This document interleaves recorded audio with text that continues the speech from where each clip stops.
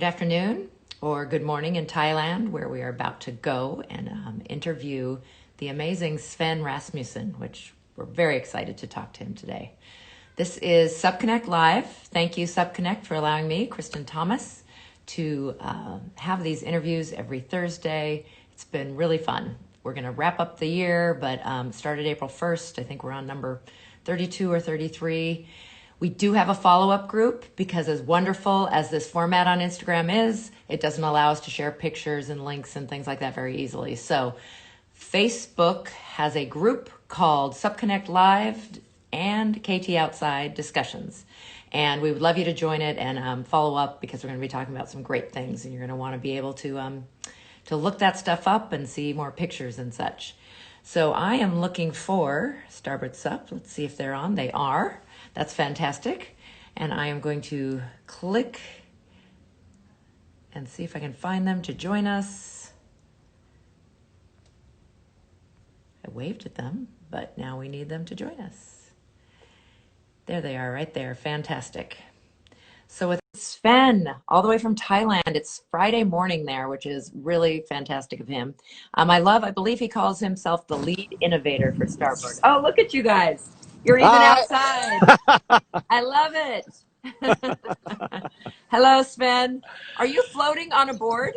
Good morning, Kristen. This morning was such a beautiful sunrise. So we took out one of those big boards, and our crew does USA and Ping and Rosie are helping us to kind of paddle on the board here, and I'm just sitting talking with you. So oh in that gosh, way you get a feel of. You get that feel of what happens on that little lake in Thailand. So that's where we are. You're pulling one of those special boards behind you and you're on a big board. That's wonderful. Yeah. So glad you could join us. It's a big deal and it's hard when it's on the other side of the world, but fantastic to have you. So much to talk about. I mean, Starboard really is, you're an innovator. The company is an innovator. You do so many fantastic things. So we're excited to talk about those, but let's back up a little bit. Even before SUP was around, Starboard was a company. So how did you get started with Starboard? Has it been in Thailand the whole time? Yeah, probably. So, and anyway, thank you, Kristen. That was wonderful to be able to talk with you this morning. So, back in '63, I was born in Arendal in the south of Norway, and I fell in love with water and the boards. The boards at those times were like windsurfing boards. So that was kind of how I spent my youth. And I traveled the world through that. And that was amazing. Then when I became about 30, windsurfing was still amazing, but I needed to do something to make a living. And yeah, I was a pro on tour. I did these Olympic Games and the Worlds, but it wasn't, I wasn't good enough to retire after that, right? So I thought we could start to make boards, windsurfing boards, and did that in Thailand, right here at this lake. And then I think in 1999, at exactly this lake, my father, Arne, he was paddling around on an oversized windsurfing board. And I asked him, so why are you doing that? And he said, it's so beautiful, I can see the life in the water. It's I get another angle. He used to be in a kayak, he could stand up and he could see more. And he said it was also like, it's nice for his back and things. So then I thought, well, that's nice. But then it took me 6 years before I went to Maui and met Jeff Henderson and Mark Grabhorst. And we first went windsurfing on some longboards, and then we figured out we could throw away the rig and then enjoy paddleboarding as that Hamilton had done for many years. So at that time, I realized that this is so amazing that it will probably be the most popular and the most fun way for people to spend time on water. So I put my whole world into just seeing how we could be a part of this. And yeah, it's been an extraordinary journey. Well, 2005, that's very early. And your father, Arne, 99, wow, he might have started it. He might be the true original stand-up paddleboarder. But fantastic. And we're lucky, the windsurf companies were really set up for this too in a lot of ways, because you were already making a large watercraft that people who had windsurf boards, often became their stand-up paddleboard. They just had to come up with the paddle part of it. Um, did stand-up paddling, so Maui is where you really got hooked. That's very interesting too to me, because that definitely for a lot of people was a starting point, was a hub. In windsurfing days, I assume because they have great wind there, was that one of the places that you had visited often? Yeah, of course. It used to be the mecca for windsurfing, still is, and it's just a lovely place to go. And all these people, they're so innovative over there. They're always ahead of the game. So we spent a lot of time there to talk with them and see what was moving on.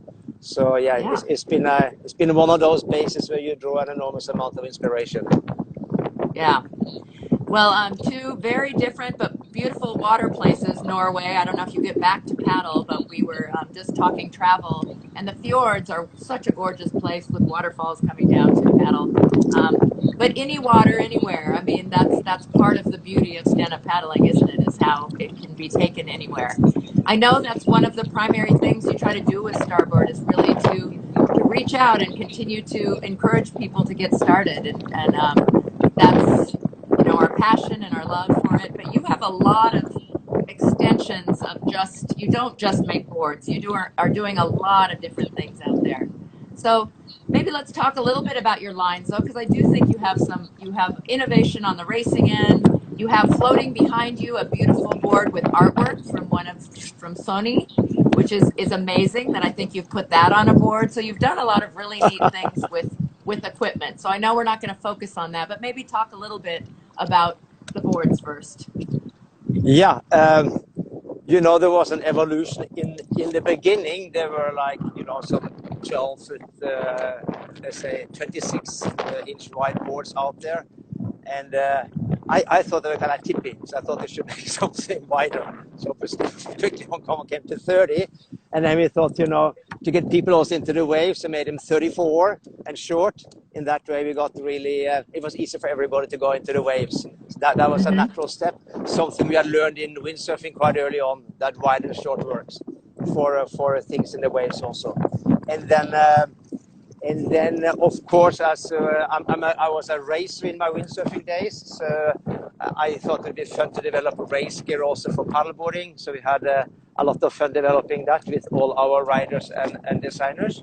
So racing was fun, and I mean, we of course yoga and rivers and what have you, all the touring. Then we were the first to develop actually, I think, the fishing boards. We call it the fisherman, and then some years later, I'd been to a Parley meet, the Parley for the Oceans. They are fighting, plastic in the oceans. And, they were not so happy about people fishing a lot, particularly the commercial fishing, right? So I thought, okay, but this is fishing. We want to take care of these fish. So I asked my people in the office, what does catch and release mean? Because that seemed to be so popular with our fishermen boards, catch and release. And then I realized that was like you throw out that hook and then you draw the fish in, you torture them for 5 minutes and throw them out again. So that's it. So we just quit that line immediately. So we are not in the fishing industry. So yeah, it's been a lot of things we have tried, and then we found out it was not so great. One thing what we sit on right now, this is like a big inflatable board. And there were time periods where these boards exploded. And the glue, the glue that we used was often good, but sometimes not so good. And as you can see from your sneakers, your shoes, after some years, they just simply break because glue has a lifetime. So then we had to come up with technology so we could actually have a long lifetime for these boards. So we invented like welding inflatable boards. I think that's essential because now you really can have a board that should last as long as the PVC itself. So that has been helpful. But no, for all these hundreds of thousands of boards out there that are just made of glue, you can do things with them. You can make like, well, I don't know if you can see it from here, but bags. You can just you can take those old boards, pull them apart, and you can make different bags out of them. Oh, So neat. it's a lot of cool stuff you can do in case you have one of those old exploded boards out there. So don't give up quite yet. Yes, well, we'll definitely talk. I mean, sustainability and recycling and that theme is huge with Starboard, I know. I know one of the very first race boards I saw was EJ was on a very scooped out, we called it a shoe. It looked like a Dutch shoe. Yes, And yes, that was in totally. 2010, I believe. And it's so Yeah, that interesting to me that those kind of disappeared for a while. And now the dugout, or whatever you want to call it, the, different names, is back. yeah. So we kind of got the photo of EJ paddling the board from Brian Szymanski. I think our friend Warren Curry was sending that photo to us. And when I saw that photo, and I was, that's the future of racing. So I immediately connected with Brian and asked him if he would like to work together with us. And then we started that story with him. He had, of course, the clear idea.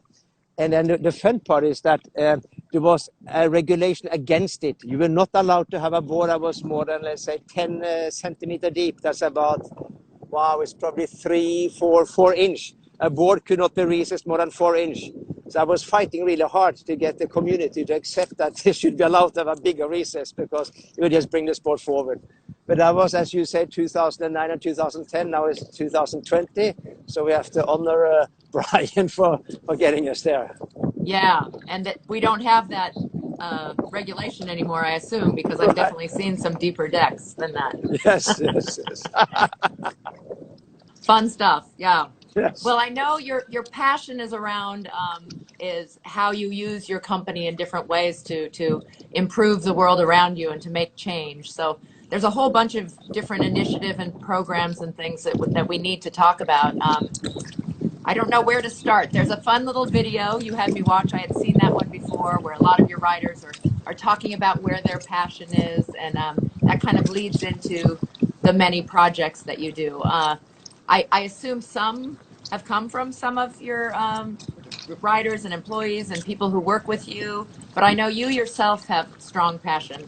What do you want to start with? What should we talk about first? Sustainability? Right.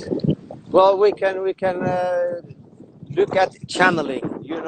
We all are able to communicate, and I guess what we're lucky with is that in our group we have a lot of very good people. They can be riders, they can be friends, they can be business partners, whatever. And when they come with ideas, we just love to look deeper into ideas and see if we can make their ideas realities.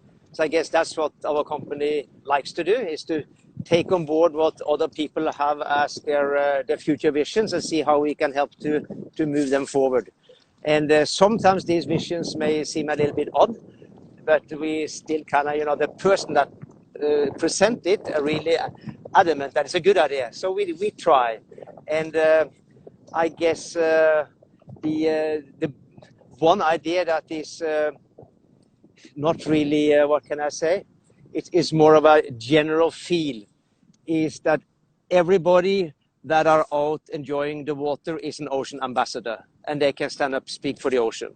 So, in that way, we want to get as many people as possible out paddleboarding or other water sports, so they at time can speak up for the ocean. The ocean doesn't really say a lot, so we need as people to voice its feelings these days. So that's I think a core of everything we do. That we find then also there can be people that have great ways to express themselves through, maybe they have a lot of fans on the internet or whatever, or others that just have good connections to the governments or what have you. So I think that's the core. And then we look at how can we then find the best ideas, or the ones that we think are the best ideas, and experiment with them. And there was one man that I used to see on TV back in the 80s in Norway. His name is Arne Fjørtoft. He was a reporter for the Norwegian broadcasting at that time, and we had only one channel, so he was an important man. So yeah, so then he talked about the fact that there is deforestation, there is climate change coming, and nobody knew what he talked about. They asked him to go down to the Meteorological Institute to talk with them instead. So anyway, I was by our group advisor asked to go and see him back in 2014, I think it was 2014-15 in Yangon, Myanmar. And I met with him, and he was then explaining me more about what we as people can do to help reforestation, and what types of forests that are maybe most beneficial to fight against climate change. So he had been then making this plan of reforesting the Burmese coastline and further on into the rest of Asia and then Africa and of course Brazil. So we started to look at this and we started to study and learn with the different universities. And we found out this mangrove plant is it's a tree that we call it a sea tree. Yeah. Our friends at Sustainable Surf in California, they also make the sea tree campaigns. Yes. So basically one tree can bring down 1 ton CO2 over 20 years. So you as an American will maybe have something like 16 ton going up every year. A German will have 10, a Frenchman will have 5. They make nuclear power in France, so they have less emission, right?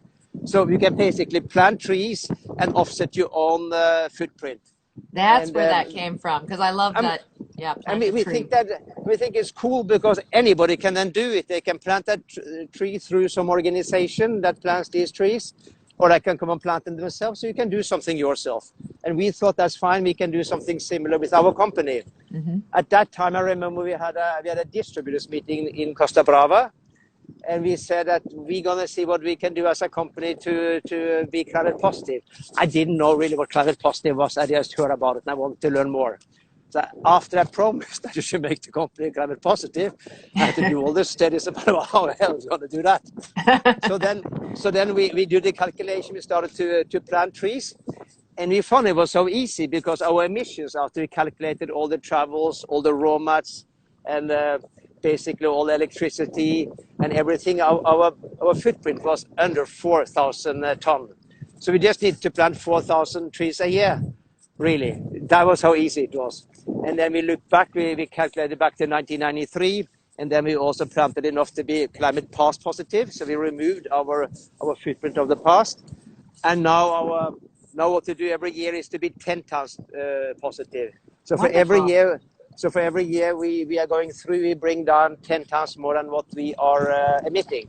Now, yeah, what we do doesn't really matter because we are such an incredibly small organization. But we have the ability, as we are fish, we are a larger fish in a small pool, you could say. So therefore we can talk to other companies. We can talk to other administrations to showcase how easy it is. And that's the purpose in many ways of STARBOARD is to share with other organizations how easy and how inexpensive it is to do just that. Well, that's beautiful. I mean, what a role model you guys are. And again, don't underplay what a small company, the big impact that you can have being small.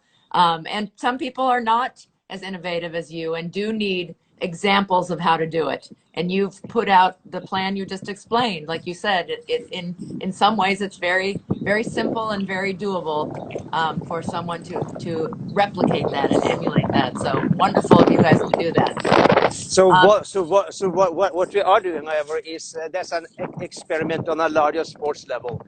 We want to see if we can for the Olympics. We have an Olympic class now. It's like we are licensing our designs for the Paris and LA games in windsurfing, as we were selected or awarded this opportunity.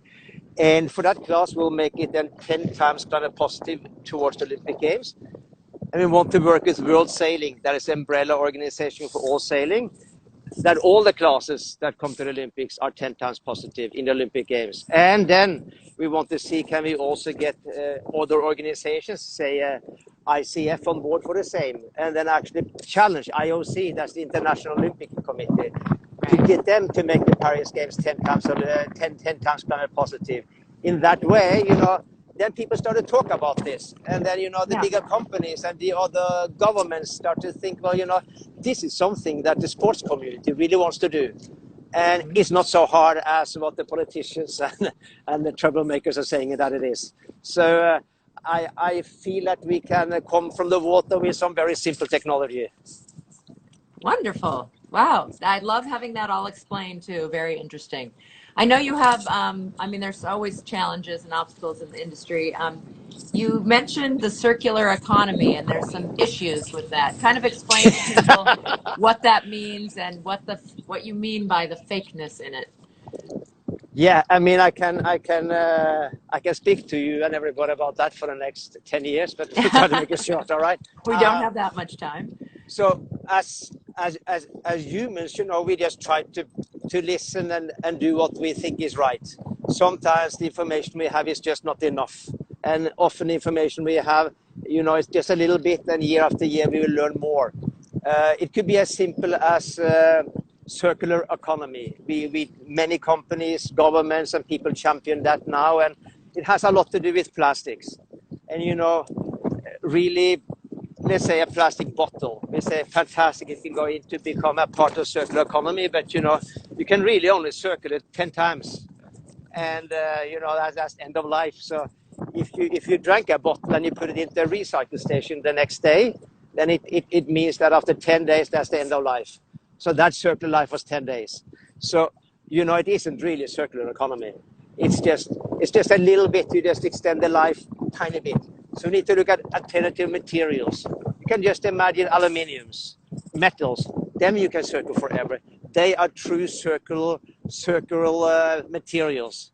So for when we have the big meetings on circular economy around plastics, it's kind of a useless thing that we can talk about for maybe 10 or 20 years. But then I think we'll realize that this wasn't really where we needed to go. We need to find other materials. But we are a part of it. We are a part of talking about it, because at the same time, it's better that we circle it 10 times than one time. So we need to go step by step anyway. So yeah, it's a lot of stuff you learn. Same with, you know, you can imagine T-shirts. This is an organic cotton T-shirt here. But in the past, I used T-shirts from recycled plastics or PET. And that's good, because obviously we are able to use it one more time. But then when we wash it, all the microplastics goes into the ocean. So, you know, it's actually better not to recycle PET and make T-shirts out of it. Much rather stick to proper organic cotton. So there's a lot of stuff out there that looks good. But as years go, we learn that it isn't so great. Yeah, the 2 steps forward, 1 step back. The plastics world seems especially fraught with a lot of those kinds of issues. We had in California, a quick example, we had local areas like mine had already gotten rid of plastic bag use in the grocery stores, but then they tried to make a state policy. Well, the plastic companies turned around and made reusable plastic bags that were more plastic, and they came right back into our grocery stores. So we had these throwaways that we still find in the ocean that are made with even more plastic that are supposed to be reusable. But again, even if you reuse them, how many times? Once or twice, and then they're back in the, they're done. Yes, yes. And then as you said that, you know, here in Thailand, we have an enormous amount of, let's call it plastic pollution. I think we're the highest in the world relative to per person. Maybe something like, I think close to 6 kilo goes into the ocean every year per person, whereas the annual per person in the world is about 1.1 kilo. So, but however, then we have European initiatives, particularly Norwegian ones, they want to come and help us. I think that's great. But then in Norway, we do the same as you just started to do again in California. We have the plastic bags in the supermarkets. And the excuse is that we can use it twice. First when we go shopping, and then we can stick the garbage into it when we have finished it at home. So we can use it twice. So, you know, I think they first have to fix their own issues before they fix ours or our Thai issues. So there's a lot of good intentions, but what we find always important is we have to fix our own problems before we fix everybody else's. So that's why we run really strict campaigns in our company. We try to get every employee on board. You know, if you come here with a straw or a plastic bag, we basically throw you into the pool over here. And we have, I mean, it's just people will, if they have a plastic something, I will see them out in the car park. They're kind of trying to finish it up before they come in, because they know it's not great. And also we do the Trash Hero here. So it's an organization that was started in Thailand. We run the Bangkok chapter. So every Thursday, we then have people coming in, and we're cleaning in the streets around the area here. And we get also the staff here to help with that. So at least Taco is now one of the cleanest places you can find in Thailand. It's like, it was a big change after we became a part of the Trash Hero organization. So that was good. Wonderful. I love that you're doing things local within the company and ones that reach everywhere globally.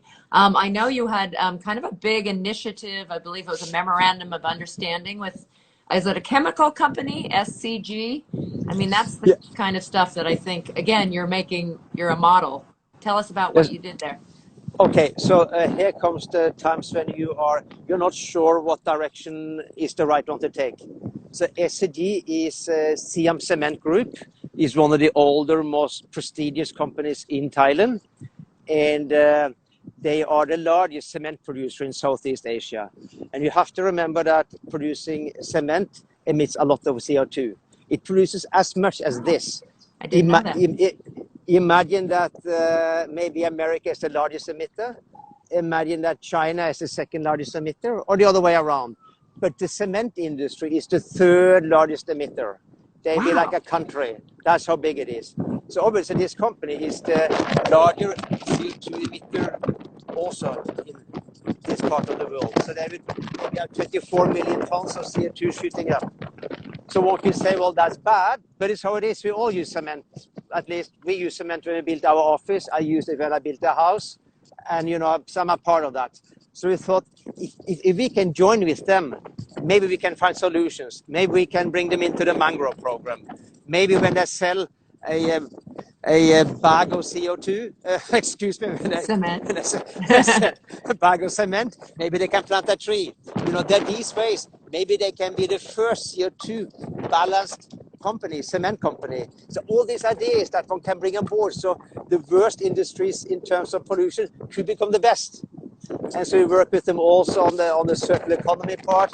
They're taking their old cement bags or the bags that had faulty production, put them inside the board bags. So for instance, going to the Paris Games, all the board bags going to the Paris Games and before will all be made by cement bags that didn't make it through the whole systems. So we can reuse those. Oh. And we also run out different educational programs with them. We, for instance, made let me show you. Together with Protect Blue and Lindsay Hawking, we have this 250-page curriculum about how kids can become a part of the future of, let's call it, fighting for the planet. Yeah. When you're 10-year-old, you have a lot more guts than when you are 15. If you can bring the kids on board, let's say that 10 to 17, 18, that's the time when they are not yet corrupted. I'm very corrupted. I think most people are corrupted by the time they're 20 because they work somewhere. Maybe they work in the government and have to follow those rules. They're not allowed to say what they think. And if you work at McDonald's, you have to protect McDonald's. So it's like we have to get the kids engaged. They're the ones that have to drive us. So we just need to let them know that they really are the ones that need to do it. So we want to see if we can get these programs out there. Your partnership on those kids' educational programs is fantastic. I've had the honor of meeting Lizzie. She's been out here in California and trying to help connect, sub schools and water places. But it's such a neat curriculum, and I, as a former teacher, completely agree with you. There's so many things if we can get them when they're young and uncorrupted. I'll use your word. Yeah. It makes our world will be a better place down the line. Absolutely. Offset programs. I hadn't seen. I think those bags are really neat that you've made out of old boards, educational programs. And within stand-up paddling, you're doing all kinds of things too. I'm excited. Actually, SupConnect is going to be one of your many partners. You and ICF have some webinars coming up that I'm excited to see with some of your Dream Team paddlers. Yes, tell us about that. That starts on Sunday. Yeah. So this is really one of the biggest dreams coming through to see an association reaching out to the community, being riders, being manufacturers, finding ways that they can work together.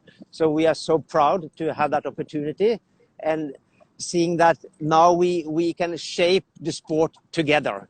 And I mean, the sport is like everybody are stakeholders in this sport. Everybody that likes to paddle, everybody even involved in the industry in some way are a part of paddleboarding.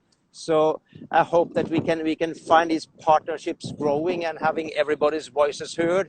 If it happens to be, what are what type of events are we having, what type of regulations are there, and how can we I think the most important part for me is to see how can we drive training programs worldwide down to regional levels. How can you have training programs going on in 75 different cities in Germany? How can you see that there are many programs going in Nevada? How can we see that every little area has programs to learn to paddle and to compete, having their weekend events and stuff like this? So that's what I hope to see on an organizational level. And to make that happen, we need superstars like your Sonny, your Fiona, your Daniel, your Michael, your Connor, and all the riders that we are not affording to sponsor. Get them all on board and see how they can inspire kids on local levels. Because in the end of the day, it's about building this mass engagement, seeing how can we make this sport 10 times larger isn't very much. We need to see that we can make the competition level, the engagement level, that you can go and actually participate in a weekend. That should be 100 times more than what it is today, because today it isn't very much. So we can really go far, and how far and how quick, I don't know, but this is a start. So the webinar is a way to bring in some stakeholders together. First of all, the riders and an association. Hopefully these different associations can start to work together also, because why shouldn't they? They are our stakeholders together. So we need to step out of, we're all stuck in our little egoistic way. I being one of the biggest one in that way. So we need to find a way where we can join more forces together and build on everybody's strengths. So hopefully bring the industry more together, and just showcasing that paddleboarding really is a strong engagement to come. You can just imagine the growth of paddleboarding. I was sitting on the other side of the lake in 2008, I think it was, and I argued with our own distributors that one day this would be larger than windsurfing. Well, today is probably 20, 30 times larger than windsurfing, and it will keep on growing. So paddleboarding is really such an amazing sport, and if you can then drive that with proper organization, get it toward the Olympics, we can have a voice in the world of sports and a voice in the world of everything. Because and again, coming back to the environment, we can really stand up for these oceans with the voices of millions. I love that. Love it. So you gave kind of the overview back to before we leave the idea of what's happening in your partnership with ICF. I'll be able to put links because they need to sign up to go to the webinars, right? I think we start on Sunday. Is it Connor Baxter first? I mean, yes. Some really cool specific workshops on, I think, buoy turns and the mental game and downwinding. Yes. And so this is the cool thing. All these things can be seen here. I'm gonna sit totally glued to that screen and see what comes up. And then I think what's important after the webinars, send your ideas to ICF about what else we should talk about, and any ideas that are out there that they can put in place to make their organization better and more, let's call it, down to the really grassroots level. Because when you sit in a big organization, you may see the top, but it's important that they get connection really to the direct grassroots. So I think all the ideas that will come out, the ideas that aren't talked about by Connor and Fiona and Sonia and who they are, if they then shoot that out, then what's up next? We can see how can webinars really become the norm. And so I think that's the good part here. We can drive it further with this being the start. Yeah, that's great. Well, thank you for being a part of making that happen. And again, we have a Facebook group where we'll put the links to all of this, or I'm sure you can find it on Starboard Sub and all their different social media platforms also. And it'll be broadcast in a bunch of places on Facebook starting on Sunday. So sign up for that for sure. Absolutely. We talk about growth of the sport and engagement. So we had a very strange year in 2020, and we had COVID around the world. And the first couple months, we, being part of the industry, were talking to stores, and they thought they were going out of business. But somehow there was this turnaround around May. I don't know if about when it happened in the U.S., and I believe it happened in many parts of the world. Did you see this? You are definitely an international company.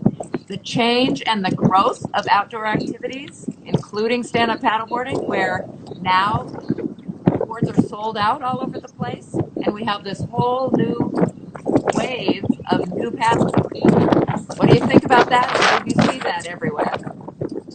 Yeah, so definitely we are seeing that everywhere. And, I think what we learn is that there is this balance between negatives and positives.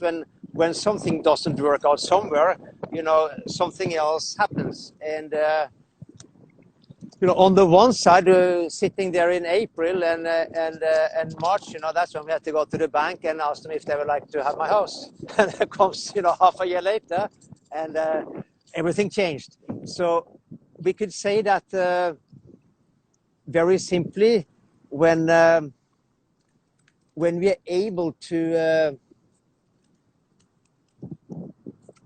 how can I find it?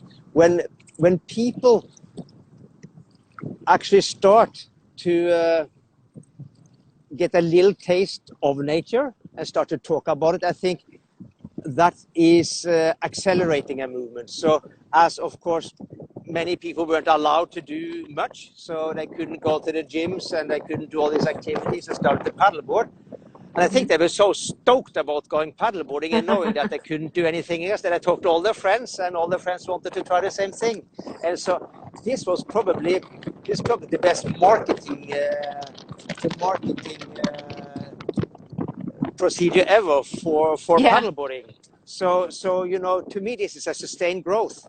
This is the new bench, and from now onwards it will keep on growing. This was not that peak that will come down. Maybe if COVID is releasing, or if the vaccine coming in, this is just the next level of paddleboarding.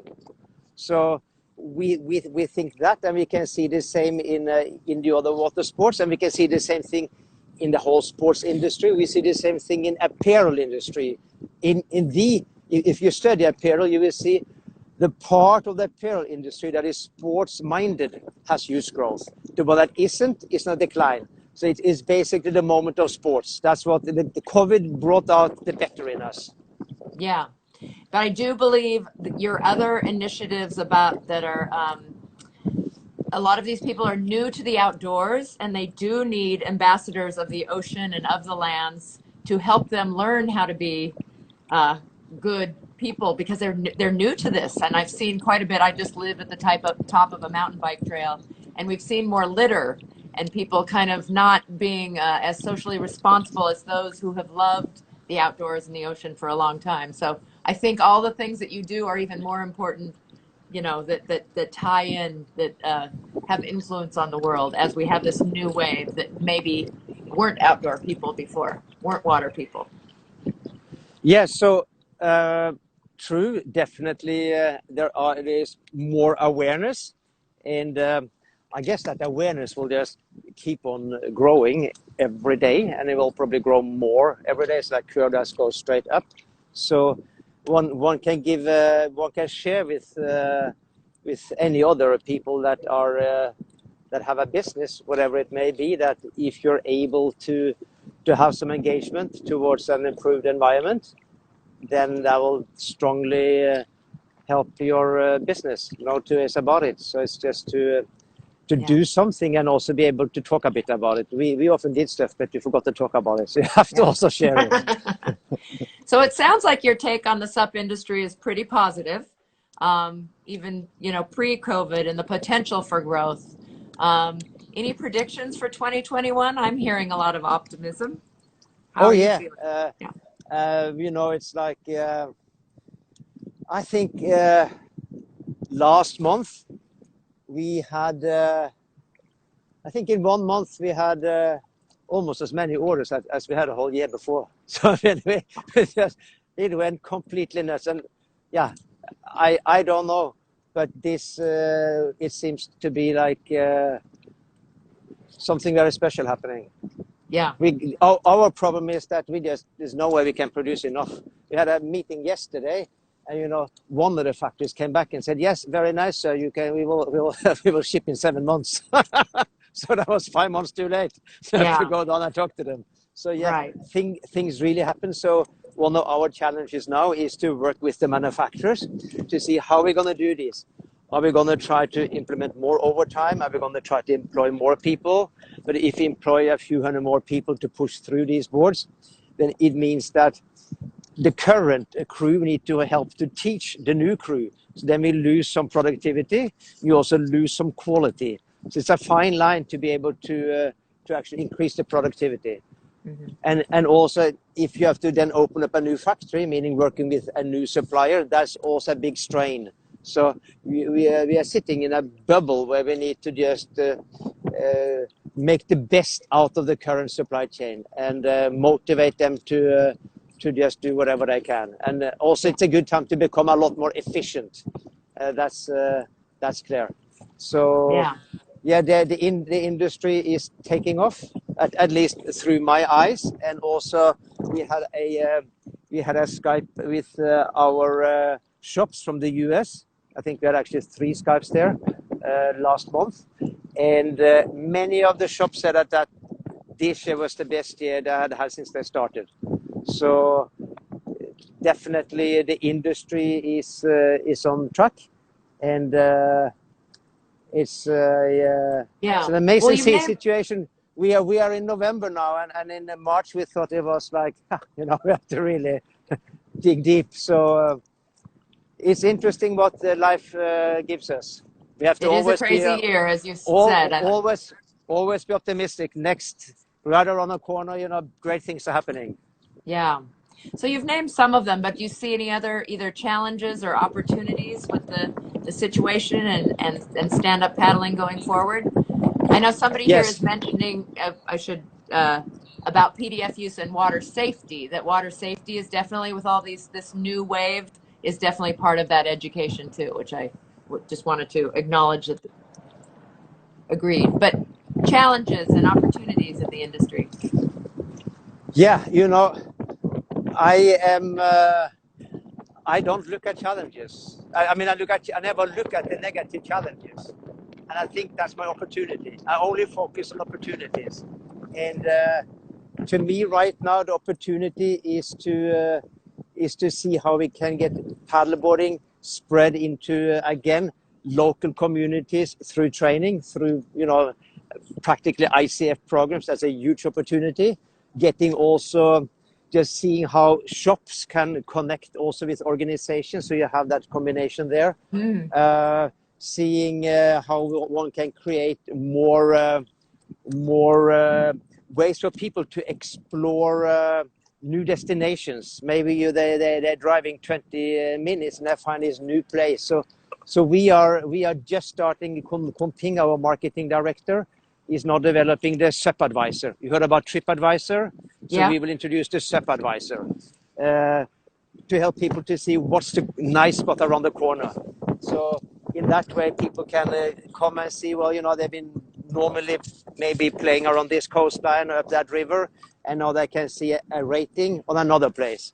So I think that's going to be important that we can explore new places to paddle. That's always fun to go around the next corner. That's something. But in terms of more growth and such, I guess it's just about communities. It's just about having small events, maybe having a little bit of food after. I love to, of course, see them being also engaged where the person that found the most litter gets a little prize or something like this. Just getting people together. But at the same time, some people also want to be alone. So it's also great to just do like Bart this Bart and go away for a week by yourself, whatever. So I think in the end, it's like what you are doing. You are putting on podcasts and like SubConnect. They have an amazing website. It's just showing people all the opportunities, all the things they can do through paddleboarding. just to show this. I mean, I think the main reason why we sit here today is that when I was about 13 years old, maybe 12, my father gave me a National Geographic Kids magazine. In that magazine, there was a picture of Matt Schweitzer. He is world champion windsurfer, the son of the co-inventor of windsurfing. A picture of him windsurfing, and Okay, we had a little phone drop. I'm sure they will be right back. I got too excited. I got way too excited. So that was this. I see the top of your head so and the lovely hair. There we go. It was this picture of Matt cruising along on a windsurfer. That picture made me know that one day I wanted to be a windsurfer. So I think media, getting the stories, getting the photos out, just like what you are doing and what all these wonderful media entities are doing, that's driving really the interest. So we just have to thank everybody in the media community, and that means anybody that posts anything on Facebook and Instagram, something I've never done in my life. I don't know how to do it. So yeah. Well, luckily you have a great team around you. Yeah. You said Indeed. King. Yeah. It's great to have those people, but you have many other fine qualities, Sven. You can't do everything, right? I advised my daughter Maya, I think she's 13. I said, you also don't really need to do it. It's all fine to be a bit neutral. Yeah, well, right. There's a lot of negatives and positives to social media for sure. Yeah. You said you'd talked to some retailers. Are you hearing any really good things? Actually, I think you said it to me. One of the most successful retailers I see, one of the things they do is build community. Yes, and, build community. And I can tell you this, there is Black Creek Outfitters, Joe Butler. We had a deep discussion with him. I think that must be at our distributors meeting in San Diego in 2016. He was building communities strongly, and he built them also through environmental awareness. He brought out his clients to do things for nature, and he said he felt that was really a strong way to build this feeling of responsibility. And I think he also mentioned that the people then felt connected to his shop because he was doing more than just selling them something. Mm-hmm. So if you're able to bring the community together through maybe just nice gatherings, but if they have a purpose, that's even better.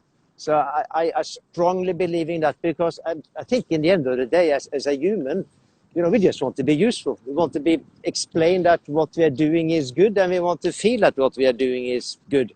If you're just abusing the planet and taking advantage of everything, then that's not the best way to put the foot in the grave. So if you're able to just be a part of something positive, then I think that's the best machinery for a retailer to create a loyal customer base. Mm-hmm. And so I would strongly recommend to have a lot of outings and build those communities. And every shop owner and everybody working there will know how to do it best their way. And it's incredible. It's incredible if paddleboarding can do this, because as a retailer, you can set then the trend of what retailers can do in other industries. We can set the trend for this. Fun. Yeah, fantastic. I know you don't like to speak in details too much, but have you seen, I don't know where your top regions are in terms of sales, and have you seen some new places kind of exploding? Are there some new areas just discovering stand-up paddling for the first time? Yeah, actually, Thailand is now really having a boom. So Asia is definitely coming up fast now. So we are happy to see things are going fast here. We had an event last week, 170 people. That's good. And I was down paddling a lot down in Hua Hin yesterday. Lots of engagement. So we feel definitely Asia is coming up. Then of course Russia. Russia is very special. I think Russia is going to grow a lot. You can imagine. That sounds strange. It's cold up there, but if you Google paddleboarding in Russia, you'll get a lot of surprises of what they have to. Of course, every little corner of America is growing fast. Canada growing fast. I think every corner is growing fast. But if you look at new areas coming up, then I believe Scandinavia will have a huge boom. I'm Norwegian, so I'm happy to see that. They were very slow over there. Scandinavians somehow seems to be slow sometimes, but I think they're gonna really boom pretty quickly. So our Danish partner, they're Nautic, they place some humongous orders. So I think Scandinavia's gonna really kick off. Yeah. And Scandinavians appreciate their, well, most people do who have a cold winter. When things are yes, frozen, then they usually, and there's so many lakes in Sweden and seas. yeah, Yeah. and of course, the usual suspects, France and Germany are the two strong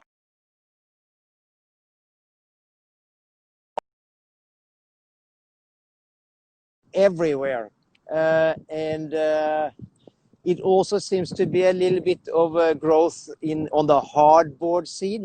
For a while it was like in Europe, the growth pattern was all about inflatables, and it seems like even though inflatables are getting better the whole time, still, hardboards are better, and people start to realize that too. So if they have the space for a hardboard, they may as well have one. So there'll be a little bit of I think in the US, you will still be trending towards inflatables for another 2 to 3 years, because it's been a steady trend for inflatables, and maybe by 2023 you may see that trend flattening. So then it will maybe more a stable development between inflatables and hardboards.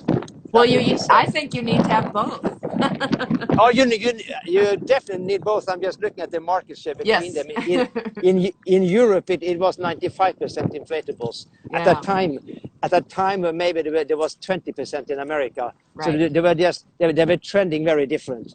And Definitely. And inflatables are totally amazing. The way we can enjoy them. I remember when Oli were presenting their inflatables. I don't even know when it was. It must have been Early. It been 2007, 8. I can't remember. But at that time, that was such a miracle. And through them and everybody else, that has really become just a way for people to enjoy the water. So we have to thank all the people behind Oli. They are responsible for our pleasure these days. Yeah, the drop stitch, all those different things. So, kind of percentage breakdown. How do you sell all kinds of boards? You mentioned fishing maybe going by the wayside, but what are your biggest categories for Starboard?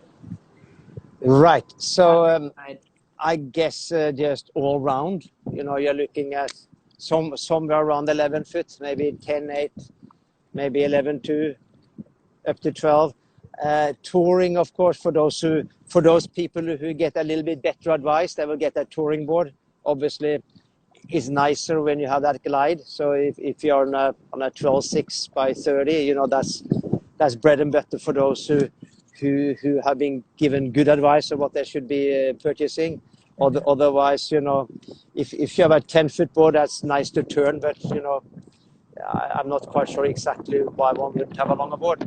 So other than that, obviously the lower priced boards are for us starting to help our business. As in the past, I guess you couldn't really get a starboard under $1,000, but we had to somehow see that the whole market just went down to a certain price level. So we had to start to become more efficient, meaning we had to streamline with the factories. We had to set up our own production lines with them and just order more out of one single item at a time. In that way, the factories became more efficient, and we could then be able to lower the prices and get in a little bit closer to the direct to market producers. And I see a few of the other brands are doing it as well. And we will always have this discussion if those who are selling the factory selling direct to shop, or the bigger chains, like in Europe we have Decathlon, and I guess in America we have Costco, that then purchase direct from factory. And in the beginning, we wondered how is this all gonna pan out, and I guess there was a lot of industry talk about it. But the fact that these companies took the risk to do this and believed in paddleboarding is the reason why we have a lot of paddleboarders today. Right. So I think that's just a great thing that you can go to Costco, you can go to Decathlon and get yourself a paddleboard for $299. That's with a paddle. It's fantastic. We are having amazing recruit to the sport. Yeah. So but then that's something we need to just praise and hope that they will one day want to just possibly get something that has a bit more development and follow the trends, and that will happen. I think. So I think it's like this in connecting those people with good education and safety and their local shop and their local community, so that they can take it to the next level. And that's I think that's super important. Well, I just want you to know, because I don't want to get cut off, that Instagram only gives you an hour, and we only have a few minutes left. I did have a question from someone who's listening who wants to know, Starboard does so many things so well, but I'm always interested in the growth and development in terms of diversity, inclusion, and opportunity for people of color. So he's saying he doesn't see himself and people of color in social media campaigns of Starboard. And I know you're open to listening, but yeah. Okay, you have to remember that we have many colors here in Asia. We have a color, and we have colors in Europe. We have colors in Africa. So I think if you look at Starboard windsurfing, I had a long debate with our best windsurfer ever, Sarah Kita Offringa from Aruba. She is definitely of color, and I had a long discussion with her on how we can engage more on just that. And she's been a cover girl for us forever. We just love Sarah Kita. On the paddleboarding side, we haven't yet had a world champion person that hasn't kind of been white in their face. I hope we can find that. I had a big discussion with a former model who is from Middle Africa, and we wanted to work with her a little bit. We just need to find really a lot of ways to, we have Asian diversity, we have a lot of coming in from a lot of different countries. I mean, we are sponsoring riders from totally around the globe, but we need to find a way to engage and get much more ladies on board. But that's also, I think, we have a rule in Instagram now that we have to have at least 60% ladies showing Facebook and Instagram. That's a regulation I put in place for Chris Cool to monitor. That's clear. But there is a lot of things we need to do, and I would love to find out how we can engage more actually on the continent of Africa. That is something we run through windsurfing. So we have an emerging nations program because we are looking at the Youth Olympic Games in 2026. So I even want to run a campaign where we're bringing interns from Africa every year. So one African comes in and we see whatever we can learn. So we have a lot of things coming, but we are still a tiny company, and we look at how can we do as many things as possible without getting lost. So I can promise you we will keep on moving. If it's gender, if it's color, if it's age. Ageism is another one. I want to see if you're 7 or if you're like me or half in the grave. We all have to be out there and show that we are capable of having fun on the water. Great. Well, I'm glad you're always open to listening and discussing. And Sven, you and Starboard are doing so many fantastic things. Do you want to end with kind of what are your big goals going forward, looking at the trends and everything? You've talked about so many things, but can you bring them back to a nutshell, sort of? Top big 3? Yeah, I think when we want to accelerate getting paddleboarding into the Olympic Games, as that will help the grassroots of paddleboarding. We want to utilize paddleboarding as a vehicle to grow environmental protection. And we want to make sure that looking after the planet has to be a lot of fun. And getting just a lot of kids into the water. I think that kind of sums up where we are going. On the other hand, we are driven by technology. We always want to win everything. That's why I think we have 8 out of the 10 ISA world champions out in the waves. That's why we are sponsoring and working with all the best athletes in the world to make the best gear, the lightest gear, the strongest gear. So we are trying to play in all different places, but we also have to be best in the places where we play. So it's a little bit of a responsibility. So I guess just like in this session, we are always running out of time.